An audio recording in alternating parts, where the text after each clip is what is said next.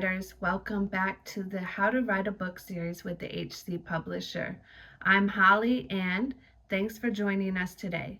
In today's episode, we're going to be looking at one of the most powerful tools you have for creating realistic characters and bringing them to life in your book, and that is dialogue. Not just any dialogue, though, realistic, real life like dialogue. I'll be going over some tips and strategies that you can use and put into action in your own book. Now, if you're new, thanks for joining us. And if you're returning, thanks for coming back. Don't forget to hit the subscribe button, like, comment, share, so that we can continue to grow this community of creatives and writers. Now, when we're writing dialogue, we don't just jump into it and go right from our thoughts to the page. What you want to do is to think through the entire conversation, or as much as possible, in your mind. You want to see the scene happening, you want to see the surroundings and actually interact with your characters mentally in their thoughts, feelings, and tones so that you can make it as realistic as possible. So that's the very first place to start. And from there, once you play the whole scene through in your mind and think about the main things that they need to say, the next step is to draft it. And when you're drafting, not just only taking it from your mind to the page, but taking it a step further. The next tip is to say the conversation, the dialogue aloud as you type. And I know that might sound a little weird. Believe me, I've had family ask, "Who are you talking to?" and look at me like I was strange while I was drafting, because I actually become the character that is talking, and that means it sounds like I'm having a conversation with myself.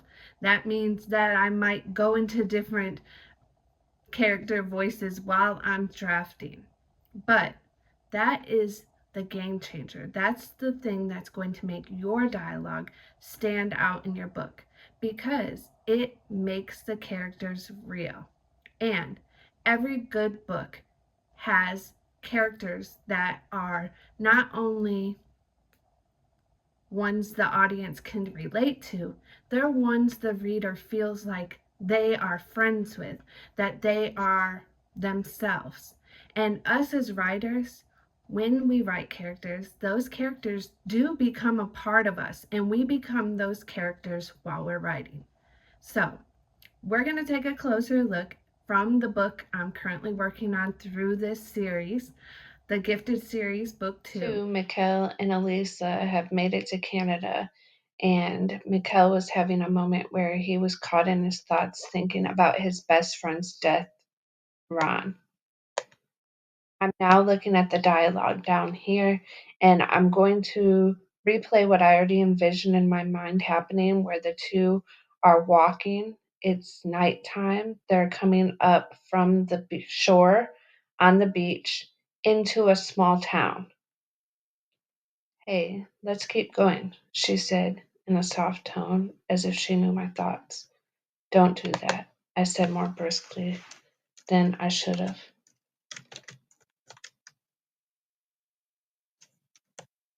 "I know you're hurting.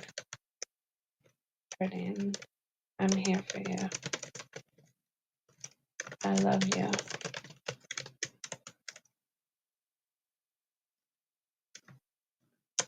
"I know. I love you too," I said,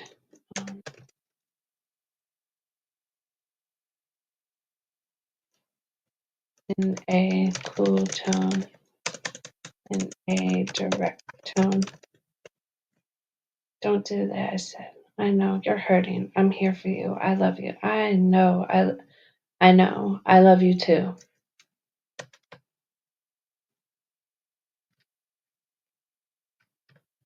I answered.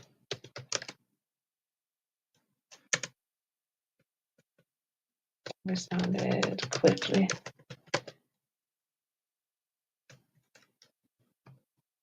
"Right now, It's not about how I feel or about what happened back there. It's about me, you,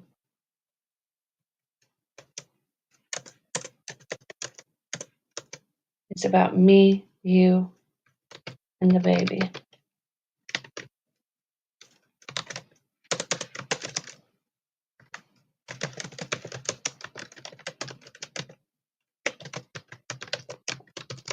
I stopped walking altogether and placed my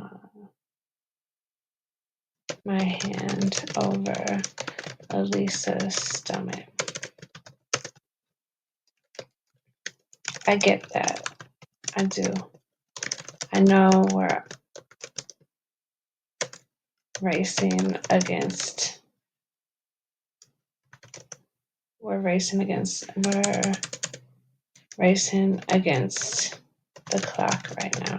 Clock. And we need to keep going. But what happened back there is a big fucking deal. Ron matters. I know he was like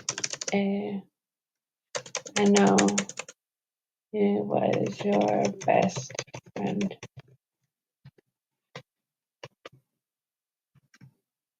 I'm so sorry all of this happened.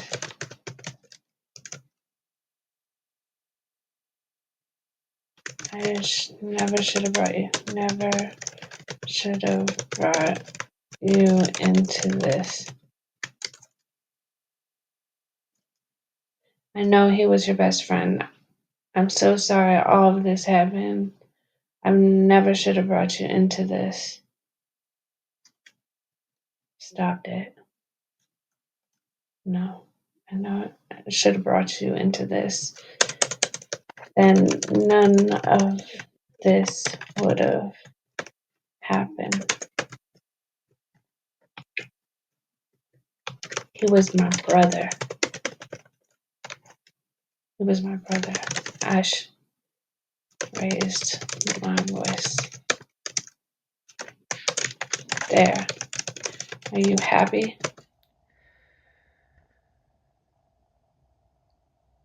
What you just watched me do is a quick, easy way to do an energy cleanse. This is a tip that I have for all writers who want to have more authentic, real life like dialogue because it allows me to tap into my own intuition to be able to tap into those characters I'm trying to write into the story. And what I do is I close my eyes, like you just saw. I take deep breaths. You only need to take about 3 to 5 breaths. And I focus my attention to thinking about negativity, heaviness that's surrounding me. I sometimes even visualize a dense fog like energy around me, like a cloud, dispersing away. And again, this is a way to ground ourselves before or during our writing and also help to tap into that intuition. It will be a big game changer in your writing if you use it.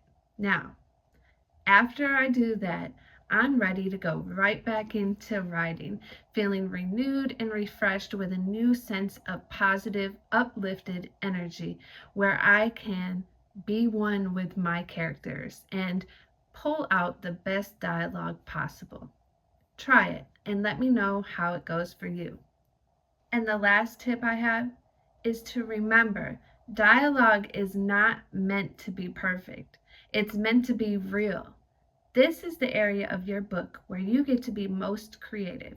You can use those local colloquialisms. You can spell words differently and bring in some onomatopoeias for the sounds that are happening around as well. What you don't want to do is make it dry, boring, or unrealistic.